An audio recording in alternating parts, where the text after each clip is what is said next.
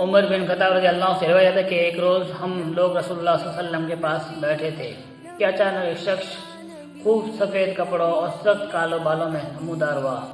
اس وقت سفر کا کوئی نشان نہ تھا اور ہم میں سے کوئی اس سے پہچانتا بھی نہ تھا۔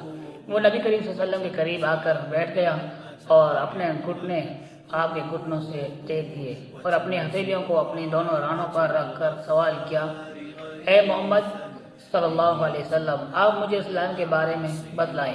آپ صلی اللہ علیہ وسلم فرمایا، اسلام یہ ہے کہ تم اس بات کی شہادت دو کہ اللہ تعالیٰ کے سوا کوئی معبود برحق نہیں اور محمد صلی اللہ علیہ وسلم اللہ کے رسول ہیں، اور نماز قائم کرو اور زکوٰۃ دو اور رمضان کا یعنی صوم روزہ رکھو اور اللہ کا حج کرو یعنی بیت اللہ کا حج کرو، اگر وہاں تک پہنچنے کی تم میں استطاعت ہے۔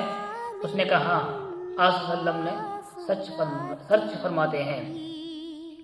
ہمیں اس کو تعجب ہوا کہ خود سوال کرتا ہے اور خود ہی اس کی تصدیق کرتا ہے۔ اس نے پھر کہا، آپ مجھے ایمان کے بارے میں بتلائیں۔ آپ صلی اللہ علیہ وسلم نے فرمایا، ایمان یہ کہ تم اللہ پر اور اس کے فرشتوں پر اور اس کی کتابوں پر اور اس کے رسولوں پر آخرت کے دن پر ایمان لاؤ اور اچھی بری تقدیر پر ایمان لاؤ۔ اس نے کہا، آپ سچ فرماتے ہیں۔ پھر کہا، مجھے احسان کے بارے میں بتلائیں۔ آپ صلی اللہ علیہ وسلم نے فرمایا، احسان یہ ہے کہ تم اللہ کی عبادت اس طرح کرو گویا اس سے دیکھ رہے ہو، اور اگر تم اسے دیکھ نہیں رہے ہو تو یقین کرو کہ وہ تمہیں دیکھ رہا ہے۔ اس نے کہا، مجھے قیامت کے بارے میں بتلائیں، خبر دیجیے۔ آپ نے صلی اللہ علیہ وسلم نے فرمایا، جیسے قیامت کے بارے میں پوچھا گیا وہ پوچھنے والے سے زیادہ نہیں جانتا۔ اس نے کہا، تو اس کی علامت کے بارے میں بتلائیے یعنی علامت کے بارے میں بتلائیے۔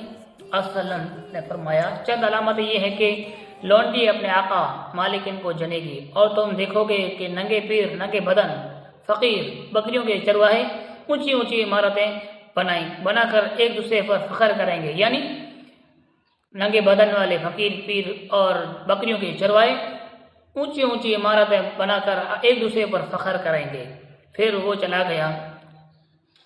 میں ایک مدت تک منتظر رہا۔ پھر ایک دن نبی صلی اللہ علیہ وسلم نے فرمایا، اے عمر، کیا تمہیں معلوم ہے کہ پوچھنے والا کون تھا؟ میں نے کہا، اللہ اس کے رسول زیادہ بہتر جانتے ہیں۔